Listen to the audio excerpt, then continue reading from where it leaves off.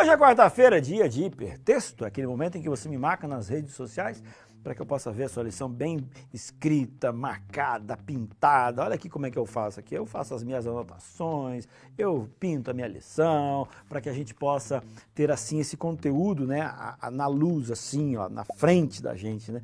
Eu quando falo para vocês é baseado nas minhas anotações. Quando eu vou nas igrejas, aí fica também fácil, né? Porque eu só bato o olho assim e já sei o que eu preciso falar daquela lição. Bom, hoje nós vamos analisar o seguinte. Você já percebeu como é que parece que a verdade se transformou em uma opinião? Então assim, sobre esse assunto aqui, eu penso isso. Não, eu tenho que respeitar a sua liberdade de pensar como você pensa. Deixa eu falar uma coisa para você. Algumas coisas, elas são optativas e não faz a diferença. Vou dar um exemplo para você.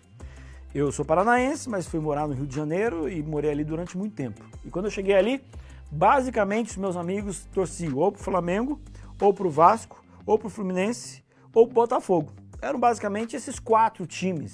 E eu ali, um garoto de 10, 11 anos, eu tinha que escolher um time. Qual time que eu ia escolher? Qual a diferença entre um e outro? E aí eu escolhi um. Qual que eu escolhi? Vou falar pra você não, mas eu escolhi um. Agora, faz diferença se eu escolho o Flamengo, ou o Vasco, ou o Fluminense, ou o Botafogo? Não faz diferença, gente. Algumas coisas eu tenho liberdade de opção.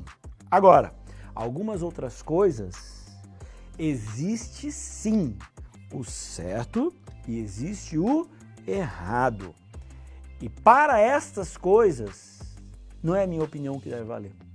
Então, quando a Bíblia traz alguma opinião sobre algum assunto, ela é superior àquilo que eu acredito, àquilo que eu quero que seja verdade ou a minha opção. Então, a partir do momento que a Bíblia ela fala alguma coisa sobre um assunto, ela se transforma na norma daquele assunto para a minha vida. É assim que deve acontecer. E por que eu estou falando isso? Estou falando isso pelo seguinte. Quando a gente olha para Apocalipse, a gente percebe claramente que em algum momento nós vamos ter 2 lados. Não é cada um com o seu lado. São 2 lados. É o lado certo e o lado errado. O lado dos salvos e o lado dos perdidos. É muito engraçado porque alguns só olham para o evangelho e falam assim, todos serão salvos. Gente, a Bíblia não coloca isso. Jesus gostaria de salvar a todos, mas nem todos querem ser salvos por Jesus.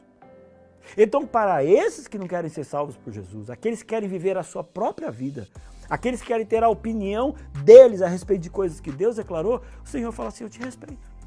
Da mesma forma como eu respeitei a Lúcifer, quando ele se revoltou, e eu falava com ele, Lúcifer, brother, vamos parar com esse negócio.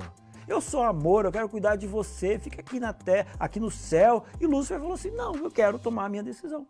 Então assim, às vezes, as nossas decisões, elas nos levam para as coisas que são erradas e não relativas.